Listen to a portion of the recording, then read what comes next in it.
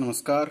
11th class के सभी छात्र छात्री ध्यान दें कि हम मुंशी प्रेमचंद का जो नमक का तारों का पाठ है उसको पढ़ रहे हैं। और आपने देखा सुना कि पिछले हमने जो वीडियो में देखा था कि मुंशी प्रेमचंद यानी कि वंशीधर जो हैं वो पंडित अलाउद्दीन को अदालत में ले जाते हैं, लेकिन वहाँ अदालत में जो अलाउद्दीन है अपने पैसे के बलबूते पे बरी हो जाते हैं और सभी जो जनता या सभी जो लोग हैं वो वंशीधर पे क्या है कि व्यंग्य बाण छोड़ रहे हैं। देखिए इसमें लास्ट में दे रखा था एक एक संकेत उनकी गर्वाग्नि, यहाँ से जोड़ना है और आगे बढ़ते हैं। अभी देखिए को प्रज्वलित कर रहा था, यानी कि जो लोग उन पे व्यंग्य बाण छोड़ित कमेंट कर रहे थे उन पे उन्हें थोड़ा प्रताड़ना हो रही थी। कदाचित इस मुकदमे में सफल होकर वह इस तरह अकड़ते हुए न चलते थे। कौन? अलाउद्दीन। आज उन संसार का एक खेदजनक विचित्र विचित्र अनुभव हुआ। न्याय और विद्वता, लंबी चौड़ी उपाधियां, बड़ी बड़ी दाढ़ियां और ढीले चौगे एक भी सच्चे आदर के पात्र नहीं हैं। वंशधर ने धन से बैर मोल लिया था। देखिए ये कुछ बात कर रहे हैं कि उस जमाने की जब मतलब जो साहूकार होते थे या जो बड़े लोग होते थे वो पैसे के बलबूते पे क्या है कि सच्चाई ईमानदारी को दबा देते, उसी तरह। और आप जानते हो कि आजकल जो या पहले 2000 की जो सन की पिक्चरें देखें वो फिल्मों में ऐसे दिखाया गया है कि किस प्रकार से पैसे के बलबूते पे कोर्ट अदालत सभी जज वगैरह सब खरीद लिया जाता है और एक व्यक्ति जो सच्चा है वो हीरो के रूप में कार्य करता है तो वो हार जाता है और पैसा जीत जाता है। उसी बात को मुंशी प्रेमचंद ने यहाँ पे हमें एक पाठ के माध्यम से समझाया है। जिसको देखिए न्याय विद्वता, लंबी चौड़ी उपाधियां, बड़ी बड़ी दाढ़ियां और ढीले चौगे, ये जो है सारे वकीलों का या अधिकारियों की बात कर रहे थे, ये सब क्या है कि सच्चे आदर के पात्र नहीं है। बंशीधर ने धन से बैर मोल लिया था। कौन? बंशीधर दारोगा जी के पद पे हैं और उन्होंने धन से बैर मोल ले लिया। अब जानते पैसा सबसे बड़ी ताकत हो गया है। उसका मूल्य चुकाना अनिवार्य था। कठिनता से एक सप्ताह बीता होगा कि मुअत्तली का परवाना आ पहुंचा। ठीक है। कार्यपरायणता का दंड मिला। बेचारे भग्न हृदय शोक और खेद से व्यतीत घर को चले। आप जानते हो कि जो पंडित अलाउद्दीन था उसने क्या किया है कि भाई उसकी बेइज्जती हुई है ना, उसको अदालत पहुंचना पड़ा। तो इसमें क्या हुआ कि उन्होंने कठिनता से कुछ दिन ही पंचदेर अपने पद पे था, उसके बाद एक सप्ताह बाद क्या करते मुअत्तली का मुअत्तल कर दी, कार्य से मुक्त कर दी, हटा दिया गया, परवाना आ गया, यानी कि कार्य प्रणता का दंड मिला, यानी कि उसने जो कार्य सच्चाई से किया उसको दंड मिला। आप जानते हो भाई जो सच्चा कार्य करता है उसको भाई आप जानते हो भ्रष्टाचारी समाज में फिर दंड मिलता है। बेचारे भग्न हृदय था, टूटे हुए हृदय से शोक व खेद से व्यथित होकर घर को चले। बूढ़े मुंशी जी तो पहले से ही कुड़बुड़ा रहे थे। कुड़बुड़ा रहे थे नहीं कि भाई कमेंट कर रहे थे, बता रहे थे। चलते चलते इस लड़के को समझाया था कि इसने एक न सुनी, सब मनमानी करता है। अब तो कलवार और कसाई के तगादे सहें। कलवार इन जो मांगने वाले जो लोग हैं उनके भाई तगादे सहेंगे। तगादे का मतलब वो आएंगे, पैसे मांगेंगे, वो सहेंगे। बुढ़ापे में भगत बनकर बैठे और वहां बस वही सूखी तनख्वाह। हमने भी तो नौकरी की है और कोई ओहदेदार नहीं थे, यानी छोटे मोटे ही कार्य थे करते थे, लेकिन काम किया दिल खोलकर और अपना आप ईमानदार बनने चले हैं। कहने को मतलब उसके पिताजी कह रहे हैं कि जो बड़े या पैसे वाले लोग होते हैं उनके सामने हमें इस तरह कार्य नहीं करना चाहिए और अपने काम से ध्यान रखना चाहिए, लेकिन काम किया दिल खोलकर और ईमानदार बनने चले हैं। घर में चाहे अंधेरा हो, मस्जिद में अवश्य दिया जलाएंगे।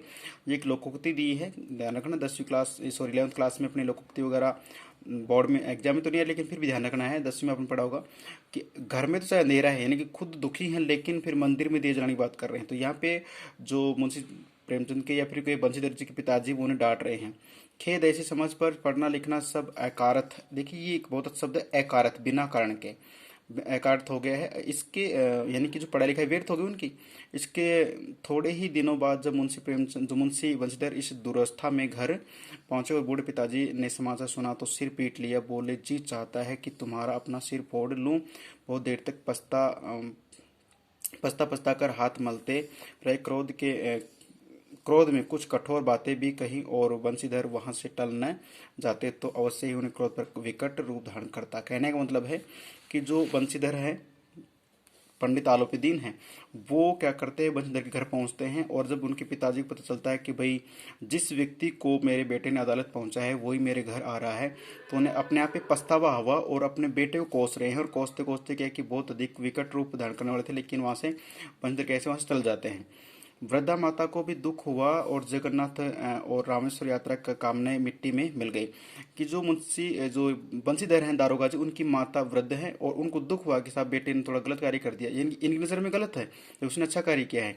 जगन्नाथ और रामेश्वर यात्रा करना चाहती कौन? इस बंशीधर की माँ। और वो मिट्टी मिल गई है, क्यों? पद से हट गए हैं। पत्नी ने तो कई दिनों तक सीधे मुंह बात भी नहीं की। इस प्रकार एक सप्ताह बीत गए। संध्या का समय था। बूढ़े मुंशी जी बैठे राम नाम की माला जप रहे थे। इस समय उनके द्वार पर सजा हुआ रथ आकर रुका। हरे गुलाबी पर्दे, पक्षियाँ हैं, बैलों की जोड़ी। ये पक्षियाँ देखिए आपने, एक विशेष प्रकार के बैल होते हैं।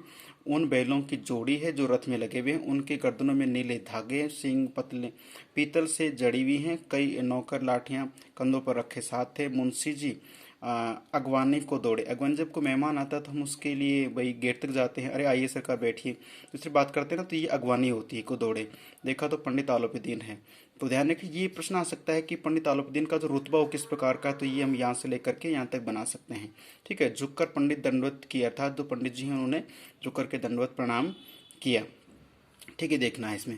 अच्छा, थोड़ा सा मैं आपको बता दूं कि यहाँ पर क्या है, एक शॉर्ट स्टोरी में आपको बता दूं कि जो बंशीधर जी हैं उन्होंने क्या किया है कि पंडित आलुद्दीन को अदालत ले गए हैं, जबकि उन्होंने भाई 40,000 तक रुपए देने की बात कर ली है, लेकिन फिर भी वो क्या है कि पैसा लेते नहीं और अदालत ले जाते हैं। अदालत में जाने से पहले ही उन्होंने पैसे के बलबूते पे क्या किया है कि जितने भी अधिकारी लोग होते हैं उन सबको, देखिए ऊपर मैंने आपको बताया था कि ये दो, जैसे न्याय है, विद्वता है, लंबी चौड़ी उपाधियां हैं, बड़ी बड़ी दाढ़ियां हैं, ढीले चौके ने वकील वगैरह की बात कर लेते, चौका पहनते हैं ना वो इस तरह से ब्लैक कलर का।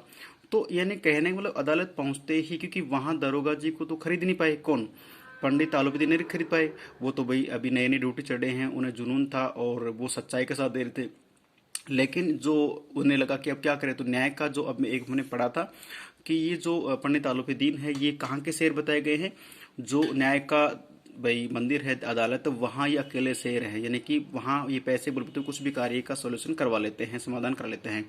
तो वो ही बात यहाँ पर हुई है कि ये अदालत जाते ही सभी खरीद लेते हैं, और वहाँ खरीदने के बाद क्या होता है कि ये यानी कि जितने भी जो प्रमाण थे, सबूत थे, वो सब उनके पक्ष में आ जाते हैं, और जो बंशीधर हैं जो दारोगा के पद पे हैं उनके खिलाफ हो जाते हैं कि आपने एक इज्जतदार शहरी को, एक इज्जतदार नागरिक को इस तरह से, जिससे फिल्मों में वो दिखाते हैं ऐसे ही बताया कि आपने बेवजह परेशान किया है, माना कि आपने अच्छा कार्य किया लेकिन ये आपके हक में नहीं था, आपने गलत किया है, और यानी कि उल्टा उन्हीं को डांटा जाता है और हिदायत दी जाती है कि आइंदा भविष्य में आप ऐसे किसी व्यक्ति को परेशान ना करें। और ऐसा करने से देखिए उनकी पत्नी, उनके माता जी, उनके पिताजी और समाज के लोग तो हैं ही हैं, सभी के सभी उनके खिलाफ हो गए कि आपने ये कार्य अच्छा नहीं किया है। और ऐसे के चलते हुए, और उनका पद भी अब मतलब छोटा कर दिया गया है, अब केवल सैलरी पे ही वो डिपेंडेंट है। तो हालांकि ऐसा नहीं, पहले भी था।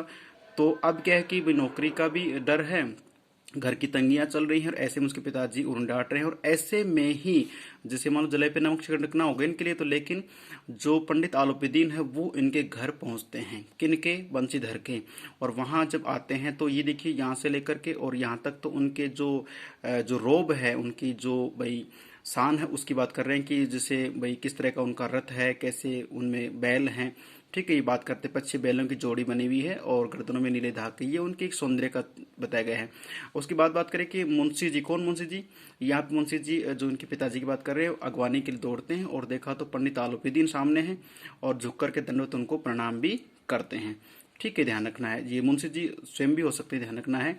और अब जो है इसके आगे का नेक्स्ट वीडियो में देखते हैं उसमें क्या बताया गया। ठीक है, ओके, धन्यवाद प्यारे छात्र छात्राओं। और ये एक कहानी है, लेकिन इस कहानी को ठीक से पढ़ना है क्योंकि इसमें से प्रश्न भी आने वाले हैं और ये बहुत एक अच्छी साहित्यिक कहानी है। तो मिलते हैं फिर नेक्स्ट वीडियो में, तब तक के लिए धन्यवाद।